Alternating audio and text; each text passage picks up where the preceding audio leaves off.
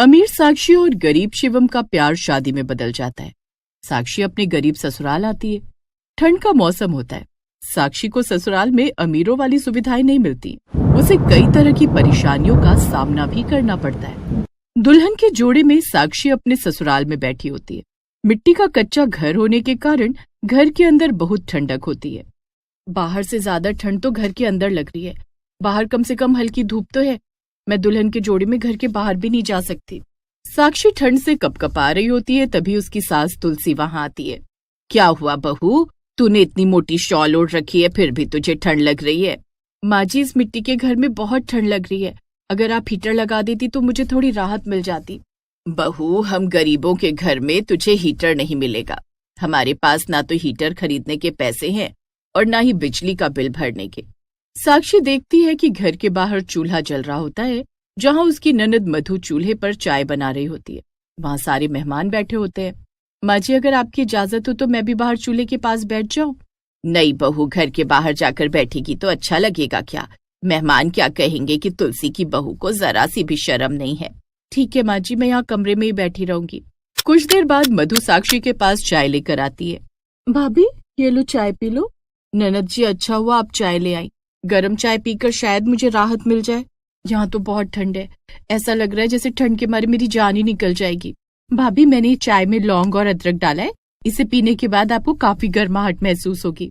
साक्षी चाय पीती है, जिसके बाद उसे सचमुच में थोड़ी राहत महसूस होती है। रात में सभी लोग जमीन पर बैठकर खाना खाते हैं। साक्षी को भी शिवम के साथ मिट्टी के फर्श पर बैठकर खाना खाना पड़ता है, जिस कारण उसे फिर से ठंड लगने लगती है। क्या बात है साक्षी, तुम्हें कोई परेशानी है क्या?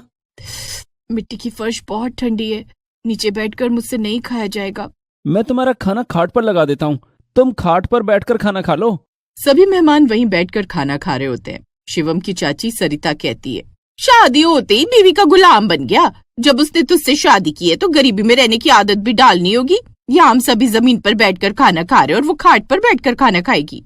चाची जी, ऐसी बात नहीं है। दरअसल जमीन मिट्टी की है, जिस कारण साक्षी को बहुत ठंड लग रही है। ठंड तो हम सबको लग रही है, सिर्फ बहू को थोड़ी ही लग रही है। चाची जी, मैं फर्श पर बैठकर खाना खा लूंगी। आप सही कह रही हैं। जब मैंने शिवम से शादी की है तो मुझे उस चीज की आदत डालनी होगी जो मेरे ससुराल में की जाती है।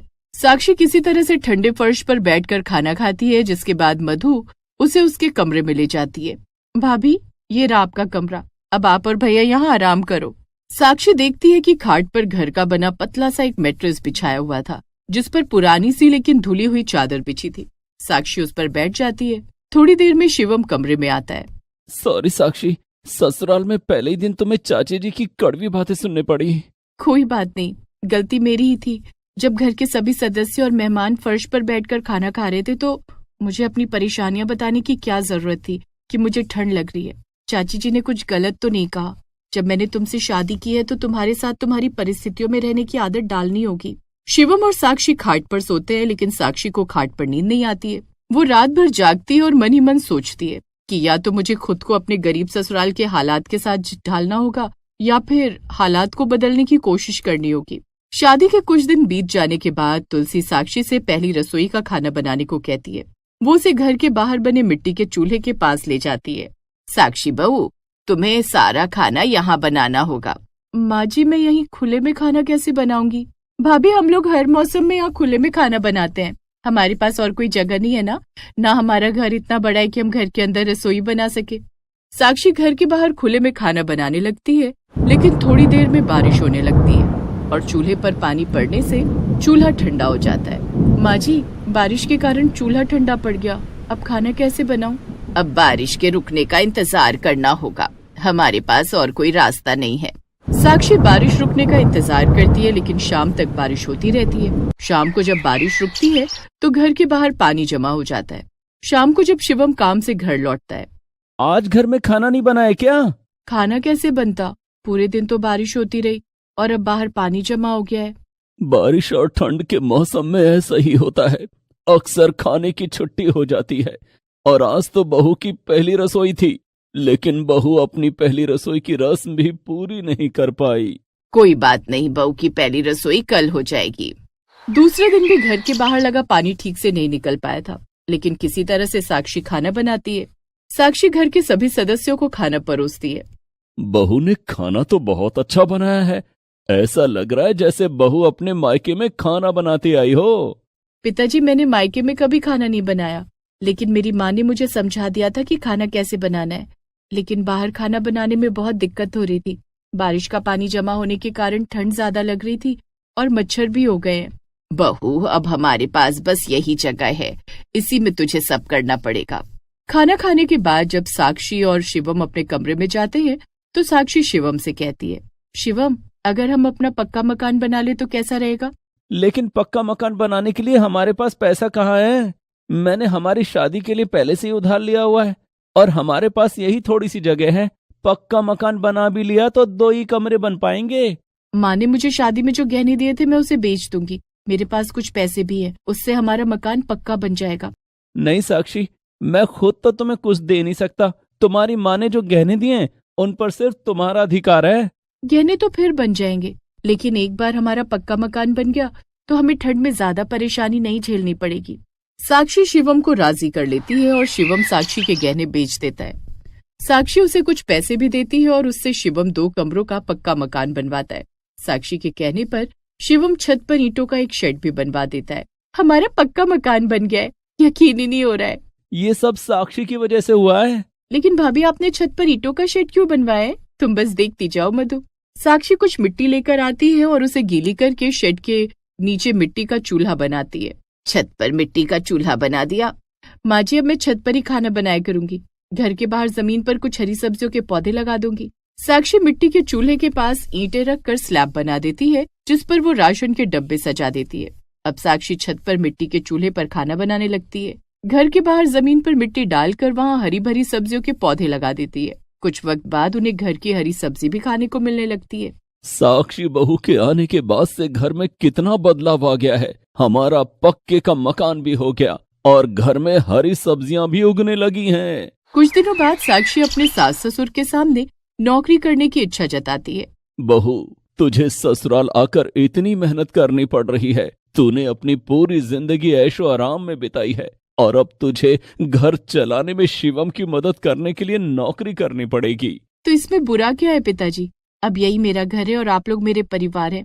अपने परिवार के लिए थोड़ी मेहनत करने में मुझे कोई परेशानी नहीं, बल्कि ये तो मेरा सौभाग्य है। साक्षी नौकरी ढूंढने लगती है। पढ़ी लिखी होने के कारण उसे जल्दी नौकरी मिल जाती है।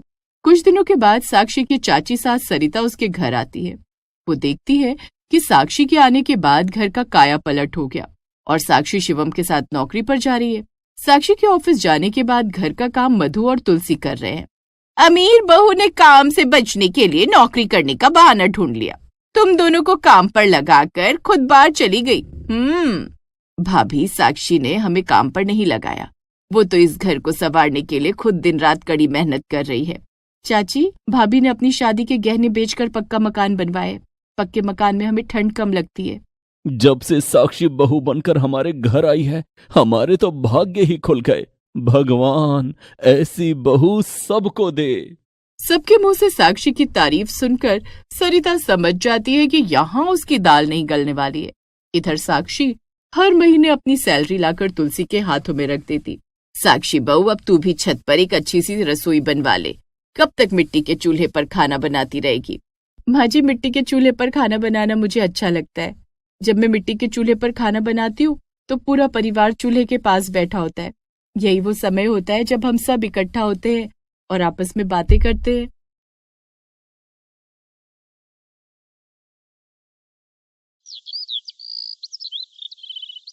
माँ, मेरी सहेलियां आती होंगी, मैं मोमोज खाकर आती हूँ। अरे मंजरी, ये क्या तू लोफरों की तरह अपनी सहेलियों के साथ रोज गांव के बाहर इतनी दूर मोमोज खाने चल देती है? हाँ क्या माँ, भला मोमोज खाने से कोई लोफर हो जाता है क्या? और हम लोग गांव भर में घूमते थोड़ी हैं, बस जाते हैं, मोमोज खाते हैं और वापस आ जाते हैं। और माँ, मेरा मन नहीं मानता बिना चंदू के मोमोज खाए, भले वो गांव से थोड़ा दूर है। अब ये सब छोड़ो, मैं जा रही हूँ अब। हाँ, तू कौन सा मेरी सुन लेगी, जा मगर जल्दी वापस आ जाना। थोड़ी देर में मंजरी की सहेलियां मीना और डिम्पी आ जाती हैं और वो सब चल पड़ती हैं चंदू के मोमोज खाने। पूरे गांव में एक भी मोमोज की दुकान नहीं थी और सभी सहेलियां गांव के बाहर एक ठेले पर मोमोज खाने जाया करती थी। वाह, क्या स्वाद है! अरे थोड़ी चटनी दो ना चंदू भैया, कितनी कंजूसी कर रहे हो। ये लीजिए ना दीदी। अरे आप लोग तो हमारे रोज के ग्राहक हैं, आपसे कैसी कंजूसी। अरे सुनो ना तुम दोनों, मेरे पास एक बहुत बढ़िया खबर है। अच्छा, और वो क्या, तेरी शादी उस गुज्जू से तय हो गई क्या? अब तेरे बाबा चौराहे पर उसे लाठी लेकर मारने नहीं भागेंगे? अरे नहीं पागल, ये भला कहाँ हो सकता है। बाबा और गुज्जू की तो जन्म जन्म की दुश्मनी है। खबर तो ये है कि मेरी एक सहेली है शहर में, राधिका। 1 हफ्ते में उसकी शादी है और उसने मुझे भी बुलाया। अब माँ या बाबा में से तो कोई जाएगा नहीं, और वो लोग मुझे शहर अकेले जाने भी नहीं देंगे। तो क्यों ना तुम दोनों मेरे साथ चलो, यकीन मानो बहुत मजा आएगा। मीना की बात डिम्पी और मंजरी दोनों को पसंद आती है। वो लोग पहले कभी शहर गई भी नहीं थी। ठीक है, मैं अपने घर में पता करके तुम्हें बताती हूँ। हाँ, मैं भी। अगले दिन तीनों सहेलियां फिर से मिलती हैं और ये तय हो जाता है कि वो सब राधिका की शादी में शहर जाएंगी। 1 हफ्ता बीत जाता है और तीनों बन ठन कर शहर पहुंच जाती हैं। राधिका की शादी एक बड़े से होटल में हो रही थी। वाह, क्या शानदार होटल है, एकदम महल जैसा। होटल तो अच्छा ही है, लेकिन जरा उधर तो देखो, खाने में क्या बढ़िया बढ़िया चीजें हैं। अरे ये क्या क्या क्या हुआ मंजरी, ऐसा क्या देख लिया तूने? वहां देखो कितनी तरह के मोमोज रखे हैं वहां। चलो जल्दी चलो। मंजरी अपनी सहेलियों को खींचकर मोमोज के पास वाले काउंटर पर ले जाती है। बाप रे, ये तो कितनी तरह के मोमोज हैं, ऐसे तो हमने गांव में कभी देखे ही नहीं। काउंटर पर खड़ा लड़का तीनों को देखकर बोलता है, जी मैडम, बताइए क्या खाना चाहेंगे आप? Fried momos, veg momos, paneer momos, chocolate momos, baked momos, tandoori momos, grilled momos या कुछ और? उस लड़के की बात सुनकर तीनों सहेलियों की तो जैसे बोलती ही बंद हो गई थी। ओफो, इतनी तरीके के मोमोज भी होते हैं? हमने तो चंदू के पास केवल वेज मोमोज ही खाए हैं, और वो भी कम चटनी के साथ। अब चंदू को भूल जाओ और यहाँ के मोमोज के मजे लो। भैया, आप तो सारे मोमोज 1-1 प्लेट दे दो, हम लोग सारे खाएंगे। मंजरी और उसकी सहेलियां मन भर कर मोमोज खाती हैं। अगले दिन तीनों वापस गांव आ जाती हैं। वाह, क्या शानदार शादी थी, और उससे भी शानदार थे वहां के मोमोज। मैंने ऐसे मोमोज तो अपनी जिंदगी में कभी नहीं खाए थे, और खा भी कहाँ पाओगी अब मंजरी, वैसे भी मोमोज तो बस शहर में ही मिलते हैं ना। तीनों सहेलियां बातें कर रही थी कि तभी वहां पर मंजरी की माँ आ जाती है। मंजरी बेटी, तेरे लिए एक बड़े अच्छे घर का रिश्ता आया है। हमारे ही गांव का लड़का है और हम लोगों ने हाँ भी कर दी है। लड़के और उसके पिता का खानदानी काम है कंबल बेचने का। चलो अच्छा है, अब हमें कंबल बाहर से नहीं खरीदने पड़ेंगे। हमारे जिज्जा जी का काम जो है कंबल बेचने का। 1 महीने बाद मंजरी की शादी विमल से हो जाती है। विमल के घर में सब कुछ अच्छा चल रहा था, मगर उसकी माँ मंजरी को कुछ खास पसंद नहीं करती थी। ऊपर से मंजरी की रोज बाहर जाकर मोमोज खाने की आदत उसकी सास को और गुस्सा दिलाती थी। माँ जी, ये लीजिए आपकी चाय। शाम हो गई है, मेरी सहेलियां आती होंगी, मैं मोमोज खाकर आती हूँ। क्यों भाई, ये कोई नियम है क्या तेरा कि अगर मोमोज खाने नहीं जाएगी तो प्रलय आ जाएगा? और ये कैसी सहेलियां हैं तेरी, एकदम आवारा। अरे रोज चली आती हैं यहाँ मुंह उठाकर। अरे मम्मी जी, अगर मैं रोज मोमोज खाने ना जाऊं ना तो मुझे रात को नींद नहीं आती है। देखिए, मैं आपकी हर बात मान सकती हूँ, मगर मुझे मोमोज खाने से मत रोकिए। अच्छा, अब मैं चलती हूँ। मंजरी चली जाती है, मगर उसकी सास का ये सब देखकर तो खून ही खौल रहा था। जैसे तैसे दोनों साथ में गुजारा करती हैं। लेकिन एक दिन बहुत बड़ा हादसा हो जाता है। जब रात में विमल और उसके पिता वापस आ रहे थे तो एक ट्रक उन्हें टक्कर मारकर चली जाती है। विमल के पिता की तो फौरन मौत हो जाती है, लेकिन विमल बच जाता है। लोग उसे अस्पताल ले जाते हैं। मंजरी और उसकी सास भी भागी भागी आती हैं। डॉक्टर साहब, मेरे पति कैसे है वो, और मेरे ससुर जी? देखिए, आपके ससुर जी तो एक्सीडेंट होते ही चल बसे, लेकिन आपके पति ठीक हैं, मगर उन्हें बहुत गहरी चोट आई है। वो कम से कम 6 महीने तक चल फिर नहीं पाएंगे। हाय राम, ये सब क्या हो गया मेरे घर में? कैसी अब शुगनी बहू के कदम पड़े कि 2 ही महीने में मेरा घर पूरा बर्बाद हो गया। हाय राम। देखिए, हॉस्पिटल है, यहाँ ऐसी बातें मत करिए। आप अपने बेटे को कल घर ले जा सकती हैं, मगर उनका बहुत ध्यान रखना पड़ेगा। अगले दिन मंजरी विमल को घर ले आती है। विमल रोने लगता है। ये सब क्या हो गया मंजरी? अचानक से एक पल में ही सब खत्म हो गया। पापा भी अब हमारे साथ नहीं है, अब सारा काम कौन संभालेगा? उसे ऐसे देखकर मंजरी उसे समझाती है। ये आप कैसी बातें कर रहे हैं? ऐसे हिम्मत मत हारिए, मैं हूं ना आपके साथ, सब ठीक हो जाएगा। मंजरी ने विमल को तो हिम्मत दे दी थी, लेकिन असलियत में वो खुद बहुत परेशान थी। उन लोगों का बिजनेस बंद हो चुका था और अब घर में खाने पीने के भी लाले पड़ गए थे। विमल भी व्हील चेयर पर था। उसे डॉक्टर ने 6 महीनों तक ऐसे ही रहने को कहा था। मेरा घर तो पूरा बर्बाद हो गया है और तू कल मुही यहाँ क्यों पड़ी है? अरे अपने मायके में जाकर रहना। यहाँ तुझे देख देख कर मेरा दिल और जलता है। वरना एक काम कर, जाकर मोमोज के ठेले के पास ही रह ले।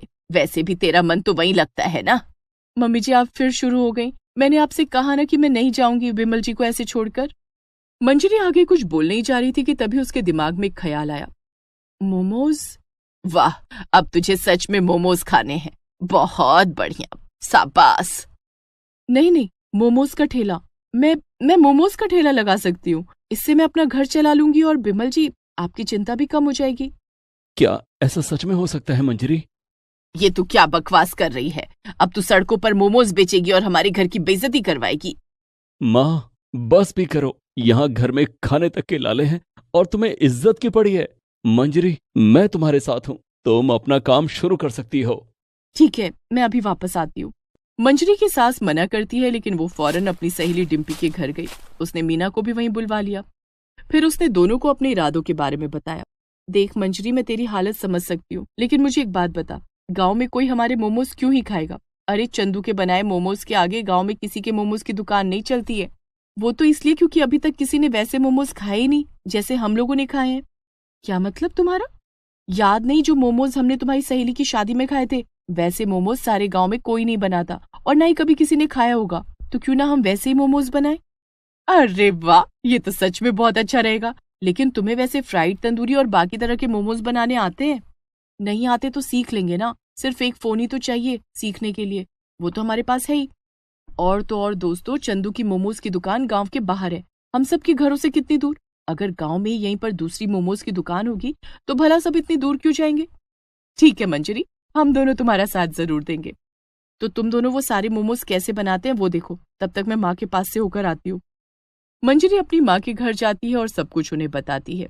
मेरी बच्ची, इतने कठिन समय में तू इतनी हिम्मत दिखा रही है। भगवान तेरी रक्षा जरूर करेंगे। माँ, मुझे आपकी मदद भी चाहिए। मुझे थोड़े पैसे दे दो, ये काम शुरू करने के लिए कुछ पैसे चाहिए। मेरे पास ज्यादा पैसे तो नहीं है बेटा, लेकिन जितने हैं मैं तुझे अभी ला कर देती हूँ।